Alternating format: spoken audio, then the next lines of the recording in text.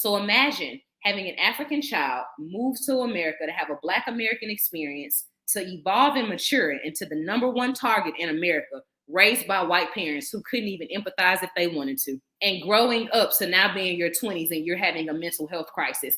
Would it not? I mean, when Black men and Black women are murdered at the hands of law enforcement, who specifically should be protested?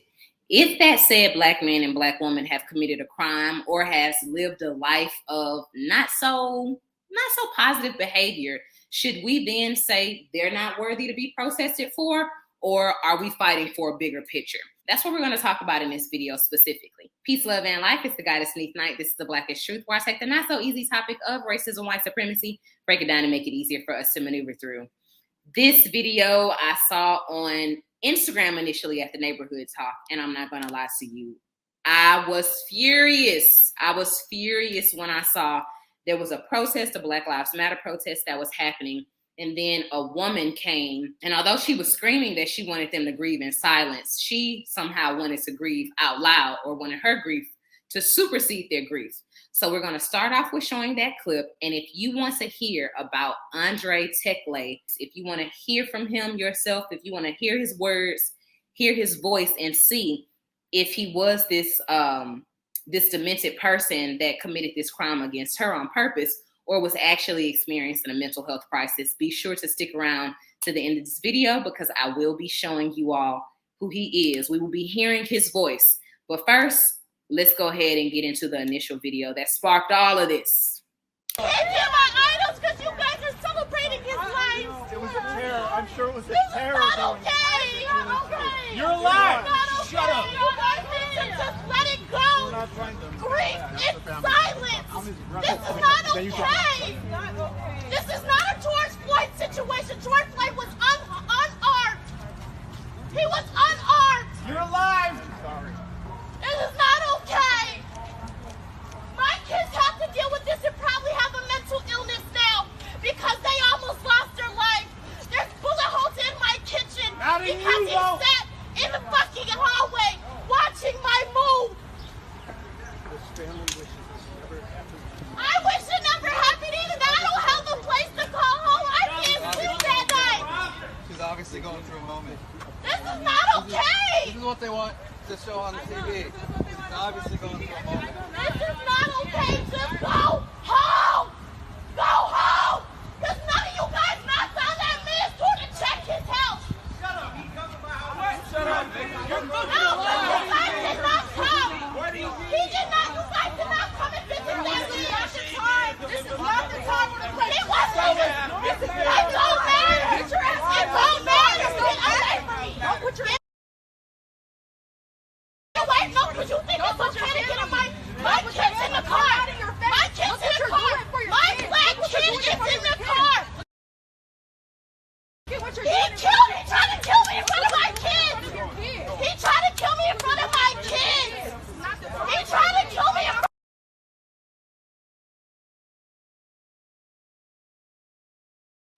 All right. So I'm going to show you all more of the damages that were made to her home that happened to her apartment. When I first saw this video, family, I was furious. I saw a non-Black woman weaponize her tears, take all of the attention off the protests of a Black man who, although he did commit a crime, deserved his day in court. What I saw is, how can I make this all about me? Although I say grieve in silence, I want the ability to grieve over all of you all. How can I put all of the attention on me, put all of the cameras on me? And I can't speak about this because I have a Black man on my side and I have Black children in the car. And then I get to assault a woman by putting my hands on her. The gentleman, even on the side, on the passenger side, cues TLC, who then told someone to shut up in a crowd who was defending the man Tekle. You know, he said, shut up to her. And then the dude in the passenger was like, shut up. And I'm like, you know what? This is why women like this feel so emboldened. This is why they feel they're so courageous to speak out, especially at Black events. Put their hands on a Black woman. You validate that. She feels like, oh yeah, I got Black kids in the back. I got a Black man on my side. I can say anything I want to you. This is most likely the same type of woman that feels as if she's justified with saying the N-word. However, she is not wrong She is not wrong when it comes down to addressing what happened to her and her children, being frustrated at the fact that she almost lost her life, also being frustrated at having her life endangered and the life of her children. I just think it would have been so much better if that black man that was sitting in her passenger side had at least had a conversation and let her know this ain't the time. This not even a time, this not the way. I understand your frustration and you're not wrong. However, you're not going to get the best response with what you're about to do. I wish you would have had that conversation with her. I find it so interesting how women want to be with a black man. You want to have black children. You want to move to the hood. But then when you have hood experiences, you want the whole show to stop because bullets then went into your walls. The crime that we experience in the black community, in the hood, in the projects, whatever you call it, the ghetto, it's real. It's not only targeted at black people, it's even targeted at non-black people who move in these environments. It's dangerous, is what I'm saying. We need help, is what I'm saying. So if you want to get into a relationship because you want that black experience, and then you see what it really culminates to be. Now that you're here in the hood, you got your black kids, you got your black man. Is it black enough for you? It's the same thing even with black women who go off and live these experiences with non-black men. And now you get to the Hamptons. Was it everything it was cracked up to be, sis? You got next to him. To me, what this gave off is I've moved to the hood. I have a black man. Now I see what you all are experiencing. Stop protesting for this black man because this black man committed a crime against me, an atrocity against me, a non-black woman. All traffic stops when I have an issue, right? The camera stopped rolling when I have an issue, right? If y'all even would have saw the Black Lives Matter spokesperson, he couldn't even finish in the middle of the news because you could hear her in the background screaming. To me, it gave Karen. It really did. To even feel so old as to assault a black woman. Let me go ahead and read a couple of commentary though for you. This story is being brought to you by the Daily Mail News. It is in the description down below. The slain man's family maintains that he was experiencing a mental health crisis when he was shot. During a protest at the scene of the shooting on Saturday, Arabella Foss-Yarbrough drove up to protesters and yelled, "This is not a George Floyd situation. George Floyd was unarmed. This is not okay." According to the mother of two, she was cooking in her home on Wednesday night when Sunberg, who lived on the same floor, began shooting at her apartment. Photos from inside the building show the bullet holes that ripped through her front door and bathroom mirror. She and her children were unharmed in the attack. In the wake of Sunberg's death, Black Lives Matter protests sprung up yet again in Minneapolis, the site of violent demonstrations in 2020, that culminated when marchers burnt down a police precinct in the city. That is not true. Marchers did not burn that down. I have photo images. That was not the marchers, but I digress. Go back in my videos. That was not marchers who burnt that down. That was them disguising themselves as marchers. Foss-Yarbrough took issue with Saturday's demonstration, telling those gathered, "My kids have to deal with this and probably have a mental illness now because they almost lost their lives. There's in my kitchen because he sat in the effing hallway watching me move. I think there's holes in my kitchen." She continued, "He tried to kill me in front of my kids," adding, "I have black children. I am a woman of color. If I would have lost my lives, would you guys do this for me?" Black Lives Matter Minnesota leader Trey Hearn Crew replied, "Yes, ma'am." The victim's father, Mark Sunberg, was also among the protesters and apologized to Foss-Yarbrough for his son's actions. "I am so sorry," he told her, to which she responded, "This is not okay," according to the Minneapolis Star-Tribune. He added, "No, it's not. And I am so sorry that this happened." Y'all, the acknowledging that we're not saying that this is okay. We understand that it's not okay. No one is saying that it's okay. We're saying that the de-escalation, where was that? We're saying that excessive force. We're saying, why does it have to end in a casualty? That's what we're saying. Nobody's saying you're wrong. We're saying that there's two sides of this. Speaking of Fox 9, Mark Sunderberg said, "My heart goes out to the woman Yarbrough. She went through a very traumatic event with those bullets coming through her house." He added, "It's two different incidents. It's the shots going through her wall, and we are here for it, and when Tekle was shot. The two officers who fired on Sunderberg have been named as Aaron Pearson and Zachary Serafine." Get this. In February 2022, Pearson was a member of the SWAT team that was involved in the fatal shooting of Amir Locke. So he circled the block. The family's lawyer, Jeff Storm, said, "We can do both things. We can feel terribly for this woman, but also remember that Tekle should be here with us and he should be alive, and we can ask the Minneapolis Police Department to do better." While foss-Yarbrough told the station, "I literally had 5 minutes to live," while he had 6 hours to choose life or death, the police stated that they did not want to kill him. She went on, "The man was armed. George Floyd was not armed. Breonna Taylor was not armed. Amir Locke, he was armed and he had his own guns, but they came into his home while he was licensed to carry and killed him. He did not fire. This man intentionally tried to kill us." The victim's mother, Cindy Sundberg, said at a press conference, "I wish I could wrap my arms around her and tell her I'm so sorry. Tekle was an imperfect human. We're all imperfect humans, and he did not deserve to be picked off like an animal from the rooftop." Now, this was also on Daily News. I just wanted to show you all this. This is a defamation, right? This is a smearing image. And also in the video that I'll show you where Arabella was speaking, there's also more defamation of making it look like this is justified. This is not anybody. This isn't a black male with a mental health illness. This is a black male who was a criminal. Defamation. It's always justification, okay? So this was her home. These are the bullets. As you all can see, this is pretty bad. We're not going to justify this. This is a bullet holes in her walls. I'm talking about gots to be canned, bullet hole through it. Let's go ahead and get into his family. Let's hear from his family. Let's hear from Andrew. And then let's talk about some other de-escalation tactics, how this is not the first time that a standoff has happened. This is not the first person that was armed. And there have been people with longer standoffs who also were armed, who also fired, that didn't end in a casualty. But let's go ahead and hear from his family. He was in a mental health crisis. He needed help. Cindy Sundberg's son, Tekle, was fatally shot by Minneapolis police on her birthday. Tekle died Thursday morning around 4:30 following a 6-hour standoff at his South Minneapolis apartment. The police are portraying it, and the mayor is portraying it like we collaborated and the police were all kind and loving to our family as they tried to help Tekle. That is a lie. They were not. Mark and Cindy adopted Tekle from Ethiopia when he was 4. He was raised alongside 8 siblings. The Sundbergs say they believe if it were one of their biological children having a mental health crisis, the outcome would be different.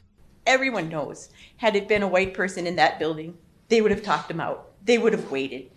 People who go in and shoot massive amounts of people are arrested safely and alive if they're white. Ooh, okay. So that's his parents. It's a couple of things to dissect here.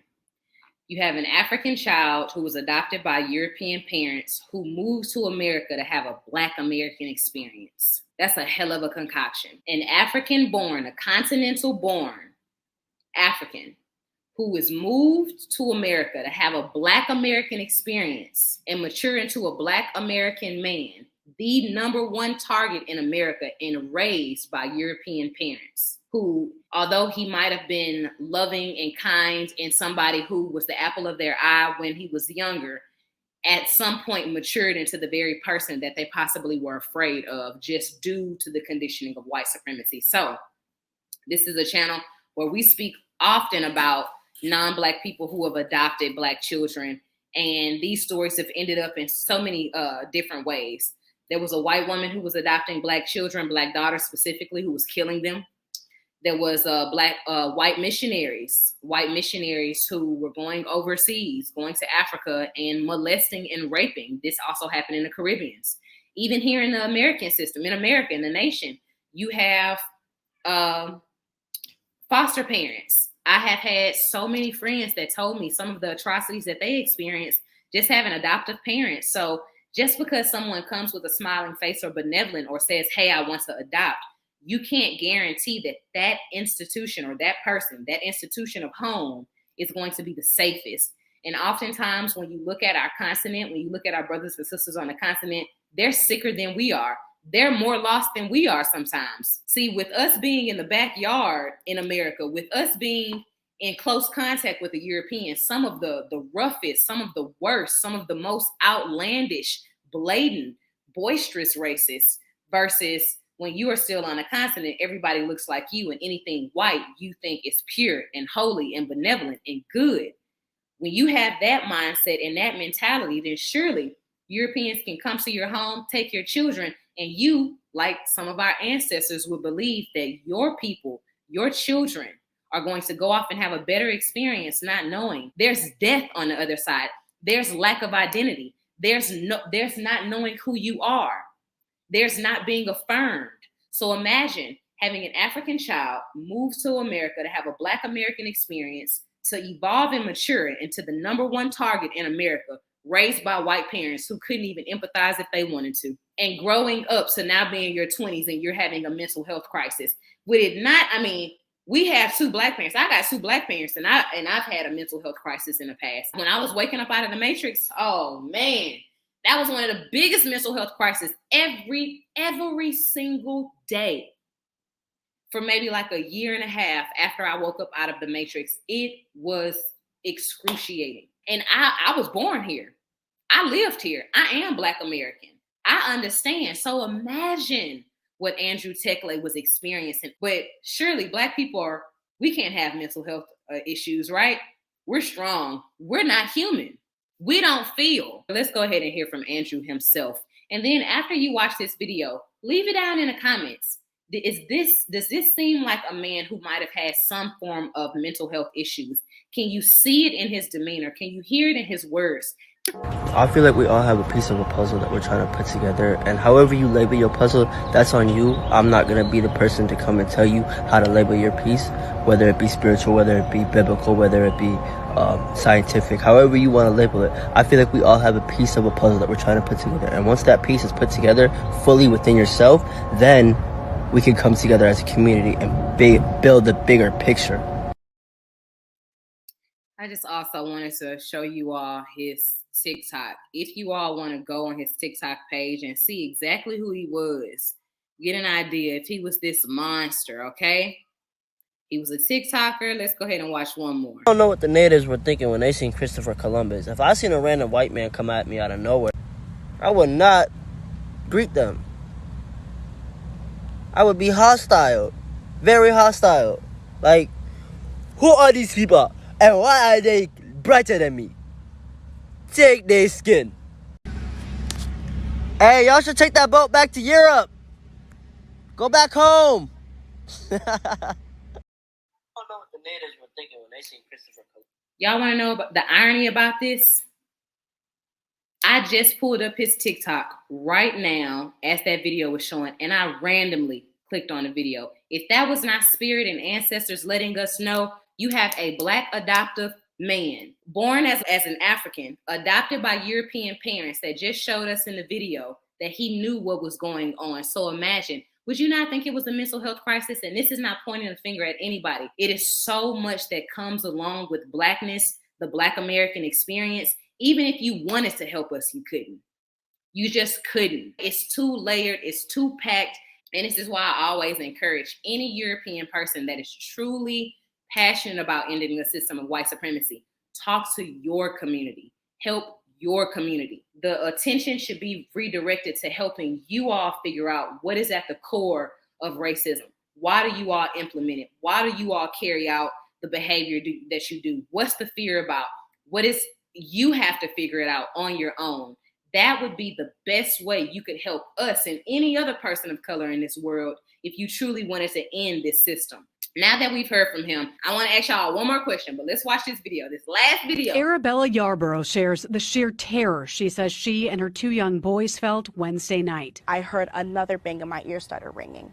I turned to the left, and there was a bullet hole through my kitchen.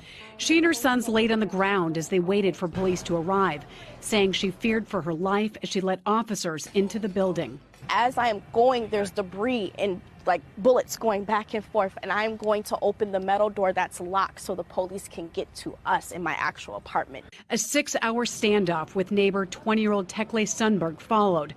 They were yelling his name on the intercom. They were trying to have him come out.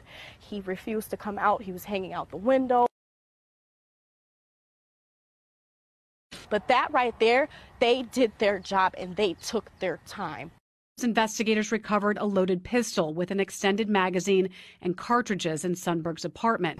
Attorneys Ben Crump and Jeff Storms are representing Sundberg's family. Now, I just find it very interesting that this is a woman who's had children with a black man, has a black son, and is going so hard at the death behind a black man, not recognizing that her sons will be in a very predicament to where they're being criminalized by white European males, white European women, and she would then have to say, whatever he's going through, could you look past his color to see what he possibly is going through?